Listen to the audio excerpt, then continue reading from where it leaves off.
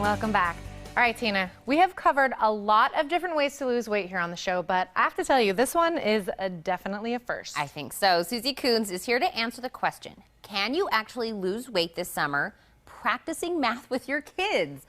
I have not heard of this, Suzy, but is it something that we could do? We're basically combining maybe a little bit of physical activity and learning. Yes, absolutely. I'm so happy to be here today to demonstrate math and movement activities that will help make math practice fun, reduce summer slide, and keep the weight off. I love it. Well, you look ready to go here. So what's the first thing you want to talk about? So I'd like to demonstrate the fives twist. Perfect. So this is a way for kids to do cross-body movements because these integrate the left and the right hemispheres of the brain.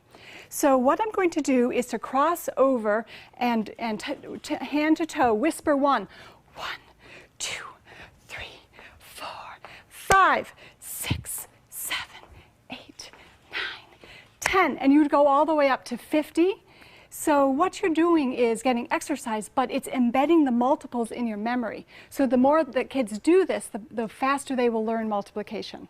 Well, I'm going to use that as my excuse because I whisper my counting at the gym, and I know that's a little embarrassing for me, but now I can say, look, I'm doing it because Suzy said it was good for me to do. Right. But I think that's great, and I don't want to, ignore the fact that we have, huge mats out here and everything. I'm sure we're going to be incorporating that as well. Yes, so math and movement is a way to incorporate physical activity and jumping on floor mats and the math aerobics. So the floor mats are amazing. When you roll this out, a child will look at this and say, wow, what is this? It's a game. I want to play this game. So, and I'm saying, okay, keep playing the game, but really what's happening is that they're learning 5 times faster. Our research in schools is amazing. With schools that have brought in this program, the kids have learned at least 5 times faster. And they love it because they think it's a game. So, this is the 100-number grid. So if you ladies would choose any number and stand on that number. Stand on that number, Yes. okay. Well, that one's kind of far. All right, I'm going to go, 52 has always been my lucky number. Oh, 55 is my lucky number. Hi. Hi. We're so Okay. close. So what I would like you to do is to add 10 to your number.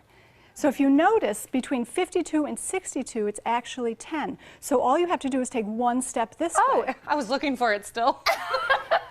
There it is. Oh, good, a close-up of our feet. There we go. Perfect. So now what I would like you to do is to add 12. So first add 10, and then add 2. Scoot over. That's it. I know, sorry. Are we good? Okay. So many times kids are struggling with number sense, but when you have a large visual like this, they all of a sudden start to understand the math concepts. They get a deep understanding. It aligns with a common core, which is really focused on deep conceptual understanding of the math concepts. Is that what we do? We say, okay, add 10 and then add 2, or do we, get it a little bit, do multiplication or? Yes, and then also it's for addition, subtraction, multiplication, division. So, and rounding, for example. Okay. So any type of concept. So here's another activity. If you look right along this diagonal right here, all of these numbers add to 10. 9 and 1 is 10, 8 and 2 is 10, 7 and 3 is 10. So, and if you look along this diagonal, 9 and 2 is 11, 8 and 3 is 11, all the way up to 11. So there's so many different concepts that you can do. Practicing math with this. So here's another one that you can do. This is for multiplication. I'm glad you said that because Keegan, our 8-year-old, is just learning how to memorize all the multiplication things. And I feel like this is what we need to help him out. Yes, absolutely. So for multiplication, the first thing to do is to have the student jump 3, 6, 9, 12, 15, 18, 21, all the way up to 30. So they do that over and over again. So what happens in a classroom is that I have the students lined up on either side. One student is jumping, and every student on the side is jumping and clapping and saying that number. Oh. So what happens is 5 minutes later, the whole class of students are fluent with skip counting. Then when you want to transfer to multiplication, you would say, what's 3 times 3? 3 jumps. 1, 2, 3. Okay. 3 times 3 is 9. So then we have a clipboard. We put the multiplication sheet on the clipboard, and the student then writes down 3 times 3 is 9. They go on to the next. And really quick, Suzy, I don't want to run out of time before we do this. I know you have a math formula. Yes, math.